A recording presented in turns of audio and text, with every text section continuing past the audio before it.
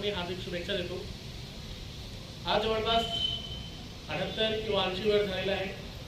भारताची स्वतंत्रता झाल्यानंतर भारताची विकास, आपला महाराष्ट्र राज्याची विकास, भारताची संस्कृती, आपला राज्याची संस्कृती, हे सगळे आता आपल्या जबाबदारी आहे।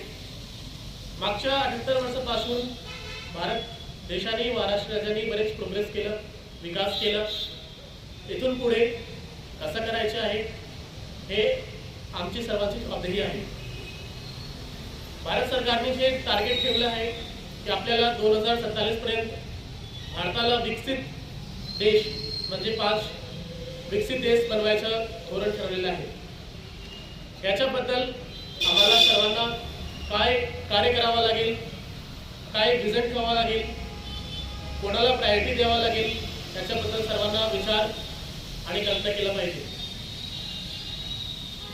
महाराष्ट्र राज्य 2028 पर्यंत $1 ट्रिलियन टार्गेट ठेवलं आहे। हे फक्त आकडा नाही, ह्याच्या मागे जे एफर्ट जातो, ह्याच्या मागे जे कार्य करावं लागतो ते आपल्यासारख्या संस्था करतात। महानगरपालिका जे पूर्ण सांगली, मिरज आणि कोकण क्षेत्रातील नागरिकांना सुविधा देण्याचे काम करत आहे।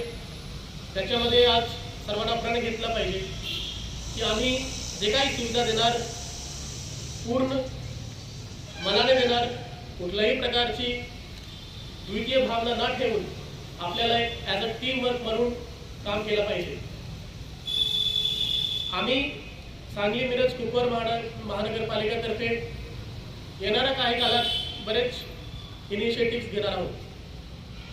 त्याच्यामध्ये TP स्कीम प्लॅन करणं किंवा मेडिसिटी बसवणं किंवा आपला पूर्ण सांगली, मिरज, कोकण क्षेत्रातील सर्व सडकांचे विकास करणं, त्याच्यासोबत कचरा संकलनावर कसं काय आपण कार्य करू शकतो, IT